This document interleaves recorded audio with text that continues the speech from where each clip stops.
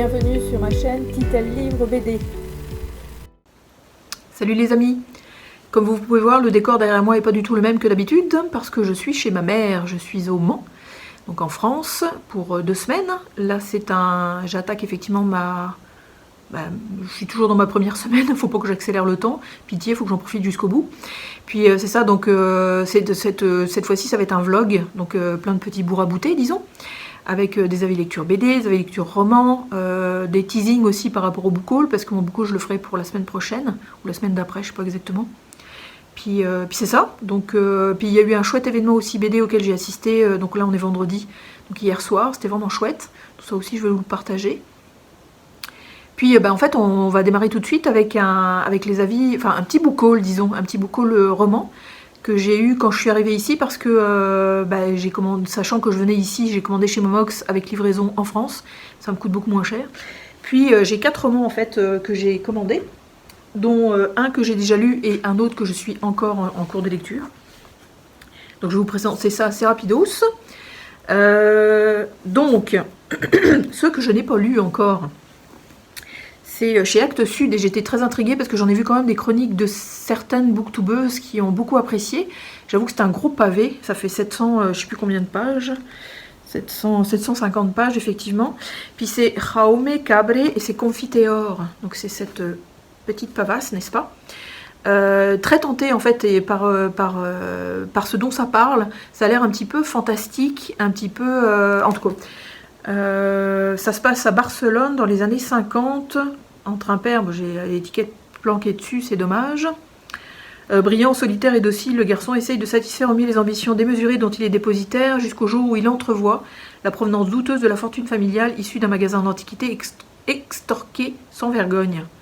Un demi-siècle plus tard, juste avant que sa mémoire ne l'abandonne, Adria tente de mettre en forme l'histoire familiale, dont un violon d'exception, une médaille et un linge de table souillé constituent les tragiques emblèmes.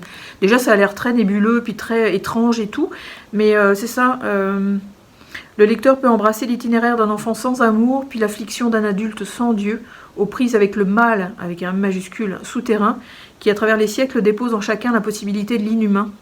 À quoi répond ici la soif de beauté, de connaissance et de pardon, seule viatique peut-être, pour récuser si peu que ce soit l'enfer sur terre. Déjà, je trouve que le résumé est super beau. Enfin, la façon de s'exprimer aussi est quand même assez pointue, donc on va voir. C'est sûr que c'est gros pavé. Est-ce que je vais le ramener au Québec ou pas? Je ne sais pas. Je vais peut-être le laisser ici ou pour le lire un petit peu plus tard. En tout cas, je pense que je vais l'emmener. Je suis trop intriguée pour ça. Donc ça, c'en est un. Ensuite, un que je vais lire aussi plus tard, que je vais probablement emmener aussi, mais je pense qu'ils l'ont à la bibliothèque au Québec, en fait, où j'habite, donc je pourrais toujours l'utiliser, enfin le lire de cette façon-là. C'est chez Gallmeister, puis c'est Tiffany McDaniel, en fait, du côté sauvage. C'est son dernier roman. Il paraît qu'il est assez costaud, en fait, au niveau violence et sentiments exacerbés, disons. Déjà qu'elle est quand même pas mal titulaire de ça, donc on va voir. Donc là, c'est Arc et Daffy sont jumelles, nées à 1 minute d'intervalle. Unies par leur indomptable chevelure rousse, les récits de leur grand-mère et une imagination fertile, les 2 sœurs sont inséparables. Ensemble, elles fuient un quotidien sordide en plongeant dans un monde imaginaire. Blablabla. Bla bla bla. Ça fait quand même pas mal de pages parce qu'effectivement, Tiffany McDaniel, en général, elle écrit sur de la longévité. 700 pages, donc hiha, let's go camarades, ça aussi, bien hâte de le lire. Ma lecture en cours, je vais vous en parler effectivement, c'est une autrice que j'adore vraiment énormément. Souvent c'est des coups de cœur en fait ce que je lis. Je pense que je vous en ai présenté déjà plusieurs. Là c'est chez JC Lattès et c'est Delphine de Vigan, Rien ne s'oppose à la nuit. J'ai quand même lu pas mal tout ça. C'est une histoire familiale. Alors évidemment avec l'écriture de Delphine de Vigan ça coule tout seul, les personnages en tombent amoureux, même s'ils ont tous des travers, des défauts et des joies et des peines en tout cas. Mais c'est ça. Alors, est-ce que c'est autobiographique ou pas? Je ne sais pas. Ça semble autobiographique, mais parce qu'elle évoque aussi son expérience d'écrivaine pendant qu'elle écrit ce bouquin-là. Donc, non seulement elle parle des personnages, donc grand-père, grand-mère, mère, les sœurs et frères de la mère, etc., jusqu'à peut-être un petit peu aboutir à elle. Mais elle parle aussi de la façon dont elle a redéterré tout ça, en fait. Donc ça sonne autobiographique. Je ne sais pas si c'est le cas ou pas, dites-moi dans les commentaires, mais j'aime beaucoup son écriture, j'aime beaucoup sa façon de voir les personnages, donc ouais, je l'aurais probablement terminé terminer avant la fin de mon séjour, ça c'est certain, parce que je rentre au Québec le 3 mai. Puis c'est ça. Donc ça aussi, vraiment chouette, une très bonne lecture. Puis alors une lecture que j'ai faite, je l'ai lu en 2 jours, je pense. Je l'ai quand même lu assez rapido, ça fait 500 pages à peu près. Ouais, c'est ça à peu près. C'est Brajlon, cette fois-ci. Puis c'est David Wellington et ça s'appelle Positif. J'adore ce genre de bouquin-là, enfin ça se lit tout seul, c'est hyper addictif, page turner et tout, surtout que les chapitres sont toujours petits. Donc ça avance super vite, c'est vraiment le fun.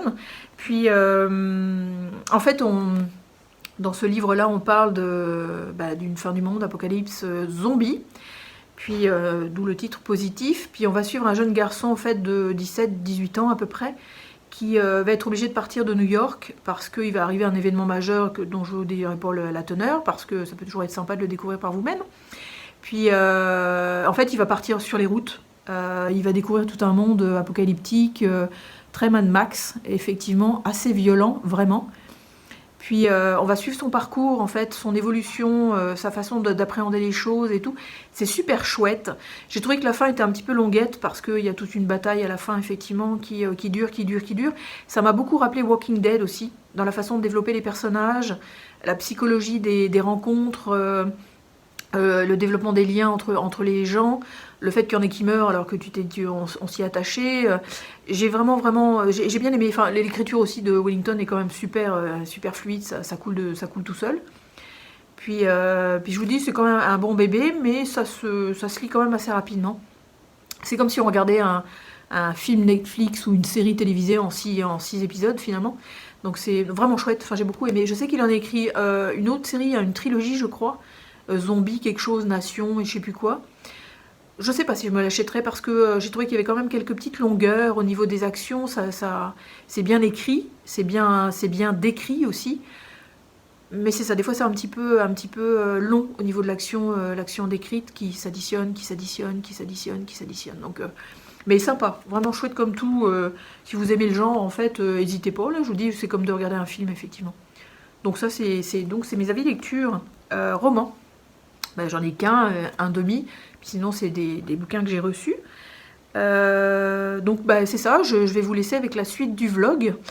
J'espère que vous allez aimer. N'hésitez pas à vous abonner si vous ne l'êtes pas encore. N'hésitez pas à appuyer sur la cloche pour avoir les notifications de futures vidéos que je publie généralement tous les samedis. Donc comme je vous dis, là, je suis en train de faire le montage ou le tournage plutôt de cette vidéo de vlog le vendredi pour le lendemain. Ça va être chaud.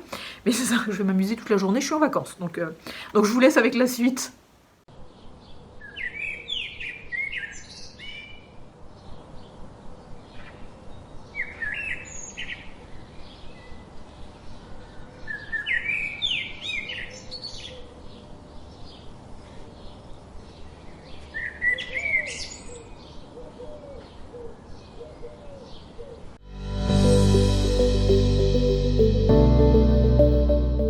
Bon bah recoucou, c'est encore moi, cette fois-ci c'est pour un avis lecture BD. Je triche un peu parce que cette BD là je l'ai lue quand j'étais encore au Québec, mais j'avais vraiment envie de vous la présenter. Malheureusement je ne l'ai pas papier, donc je vais vous mettre effectivement des couvertures à ma droite, donc à votre gauche, de temps en temps pour vous montrer ce qu'il en est. Je tenais vraiment à vous la présenter parce que ça a été un coup de cœur honnêtement. Donc là on parle d'une bande dessinée qui a été éditée par Glénat.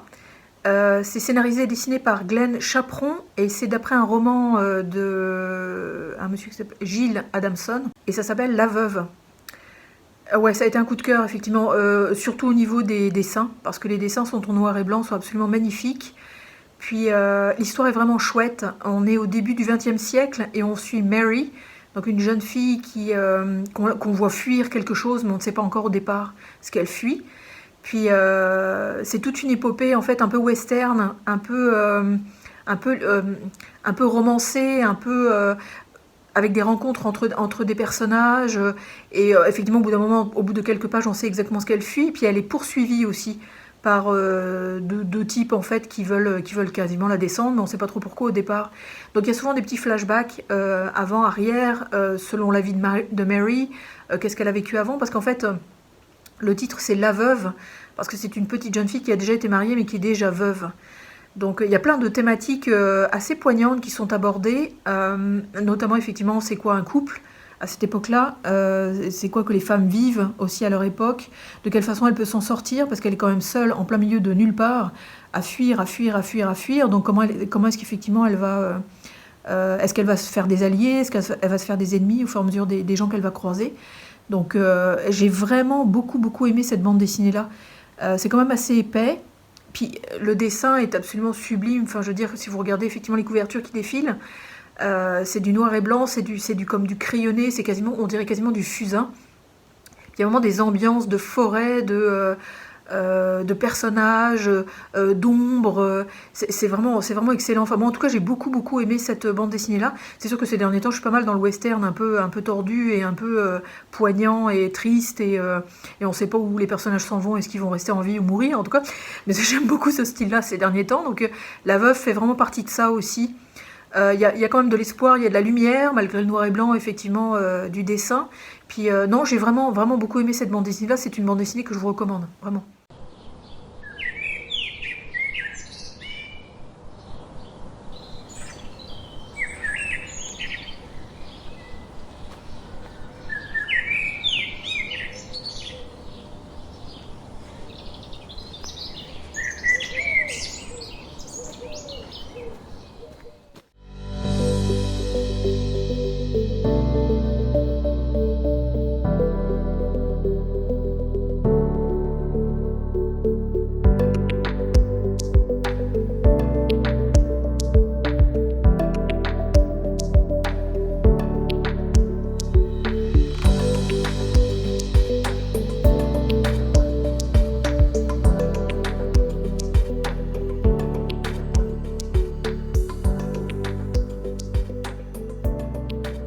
Dernière achetée hier soir, donc pendant l'activité à l'espace bis de la librairie Bulle au Mans, qui m'a permis d'avoir une belle entrevue, enfin d'assister à une belle entrevue de James Tynion IV et Alvaro Martinez Bueno, les deux auteurs, interviewés par deux gars qui ont été absolument super, donc Arthur et Maxime, qui ont switché entre le français et l'anglais de façon assez claire et précise. Puis les réponses des deux auteurs étaient absolument géniales, très étoffées, vraiment plein de détails. Puis les questions étaient intelligentes. Puis le partage a vraiment été chouette. On était une 50aine de personnes quand même, de dédicaces tirées au sort que j'ai pas eu. Mais c'est ça, ça a été super intéressant.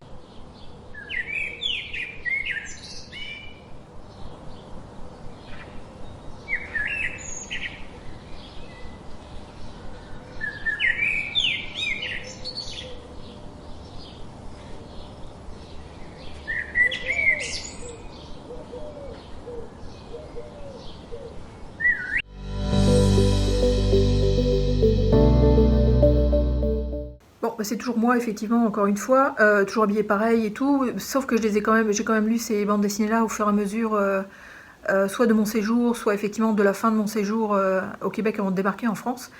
Puis en fait, ce sont les services presse de Ned Gallet, donc j'en ai 3 à vous présenter, que j'ai bien aimé en règle générale. Surtout le premier que je vais vous présenter, j'ai beaucoup aimé parce que c'est un récit de vie. Moi j'adore les récits de vie, je trouve ça génial. Surtout d'un auteur qui est quand même super connu et qui tout d'un coup se dévoile, je trouve ça super intéressant. Puis les deux autres, oui, j'ai des petits bémols en fait par rapport à certaines choses, mais sinon c'est quand même assez bien passé. Je vous montrerai effectivement, j'ai filmé de quelle façon je les regarde sur ma tablette finalement, parce que c'est numérique, c'est pas papier. Puis on va commencer avec le premier, qui est donc chez Dupuis, c'est Didier Tronchet, qu'on connaît quand même pour les Jean-Claude Tergal et autres Raymond Quel-But, donc quand même de la dérision à fond la caisse, avec un dessin vraiment avec une patte graphique extrêmement précise qu'on reconnaît tout de suite. Mais là, il a pondu en fait il a fait comme un triptyque très personnel. Moi, j'ai l'année fantôme.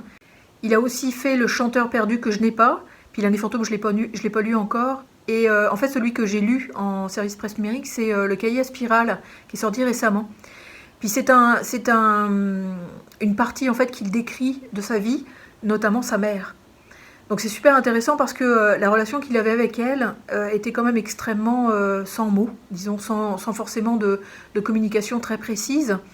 Puis il raconte vraiment l'histoire d'une femme, waouh, enfin je veux dire, sa maman, c'était pas un dos de pique, puis elle était vraiment costaud au niveau de ses réalisations de vie, pardon, puis vraiment excellent, enfin la façon qu'il a d'appréhender sa maman quand il est petit, un petit peu plus adulte, Surtout que je pense qu'il me souvenir qu'elle perd un peu la mémoire. Et ça tombe bien, je me souviens qu'elle perd la mémoire, en tout cas.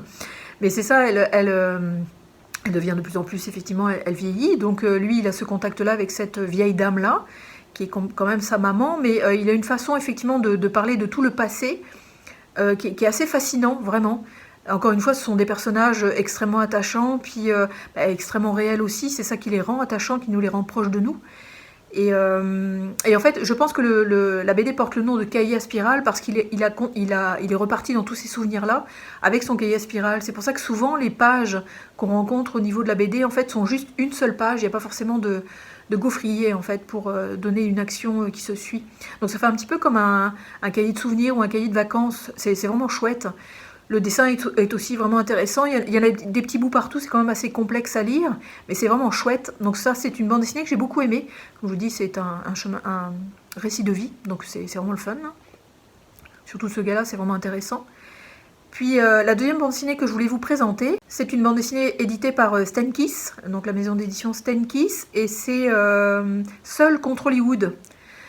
Quand j'ai vu que cette bande dessinée-là était proposée effectivement en service presse numérique, je me suis dit il faut que j'essaye, même si le thème commence à être un petit peu galvaudé quelque part, là, enfin, je veux dire c'est très répétitif, mais c'est super intéressant, il faut continuer à en lire parce que ça ouvre les yeux vraiment. C'est dessiné et scénarisé par Halim, donc il a tout fait, vraiment il a fait un travail de fou au niveau de la recherche historique, parce qu'on parle de la vraie histoire d'une jeune femme qui s'appelle Patricia Douglas, qui a vécu dans les années 30, donc on va suivre notamment un événement en fait en mai 1937, où 120 danseuses, donc des jeunes filles qui dansent, en fait, qui proposaient cet art-là, vont être recrutées entre guillemets par la MGM, pensant qu'elles allaient faire un tournage de film ou être peut-être figurantes à quelque part, en fait.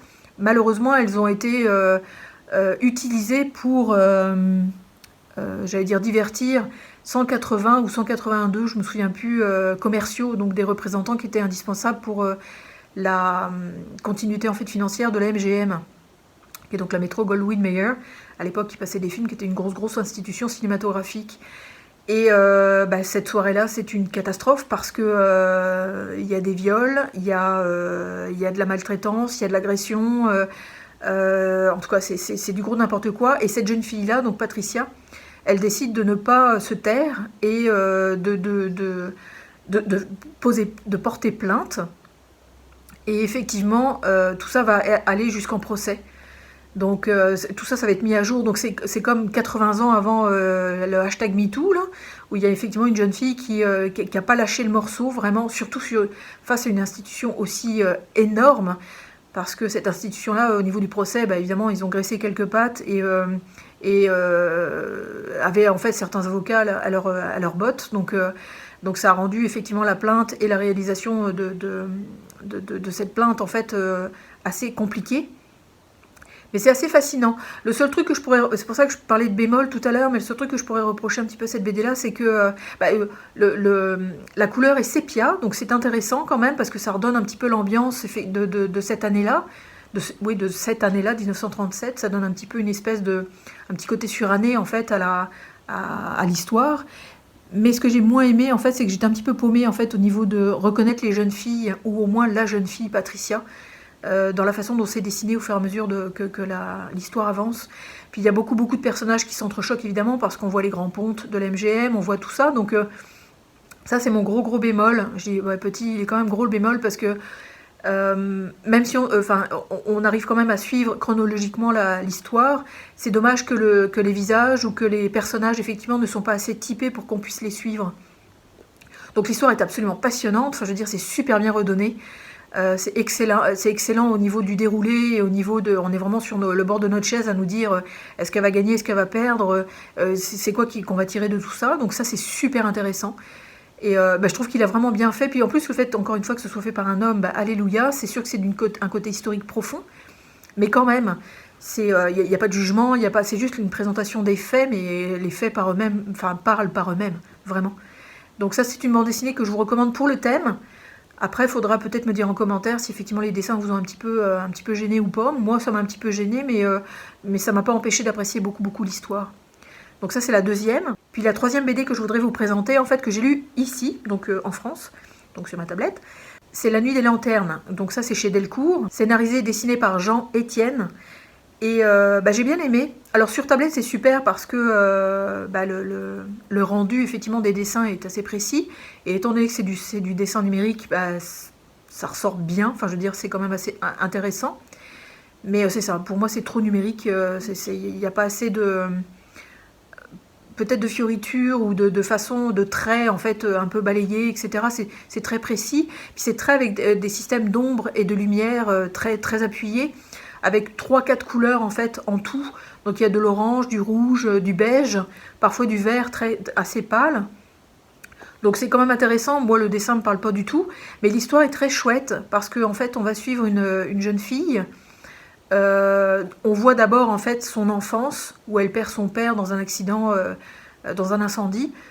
Puis on la revoit revenir de nombreuses années plus tard en fait sur l'île où elle a habité avant, où se sont passés ces événements-là. Puis elle retrouve sa mère qui est super dure, enfin qui est très brute de pomme disons. Puis son petit frère en fait qui ne dit pas un mot. Depuis l'événement en fait il ne dit pas un mot. Et il est super souriant, il est mignon comme tout, il est tout joyeux et tout, mais il ne parle pas. Donc on va suivre effectivement l'évolution de ces 3 personnages-là, notamment de cette jeune fille-là qui revient en fait affronter sa mère, disons, parce qu'elles ne se sont jamais vraiment entendues, puis qu'il y a comme une espèce de grande souffrance entre elles deux, la perte du papa et du mari. Puis c'est quand même intéressant, l'histoire est quand même assez profonde, assez tournée vers la famille. Donc c'est ça que j'ai bien aimé aussi. Parce qu'on suit vraiment le frère et la sœur, le frère qui s'attache au pas de sa grande sœur en fait, beaucoup, et qui va beaucoup la soutenir effectivement dans son processus de compréhension de tout ça. Puis il y a un grand côté fantastique qui intervient là-dedans, parce qu'à un moment donné il y a des monstres qui apparaissent, que ce soit des monstres intérieurs ou des monstres extérieurs.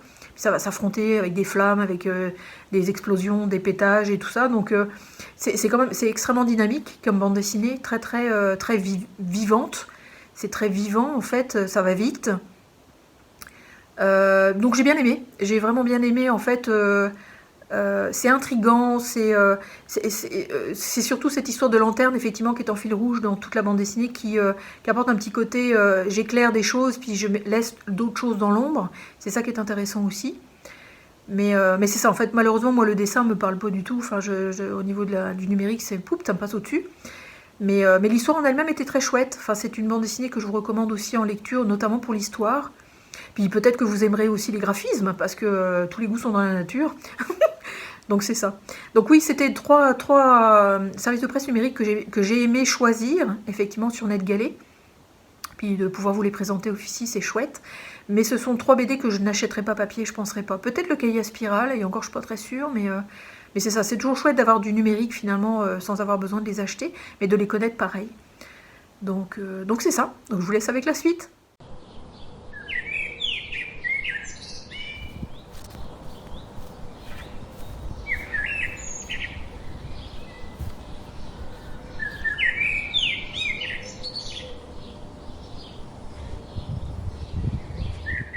Bon moi. Pour terminer le vlog finalement, qui n'aura pas duré si longtemps que ça, donc j'espère que ça vous aura plu, j'espère que vous aurez eu suffisamment d'avis lecture pour vous donner envie d'en lire certains, en tout cas. Donc c'est ça, je suis toujours restée identique, j'ai tout filmé en fait vendredi, donc c'est pour ça que finalement c'est plus facile.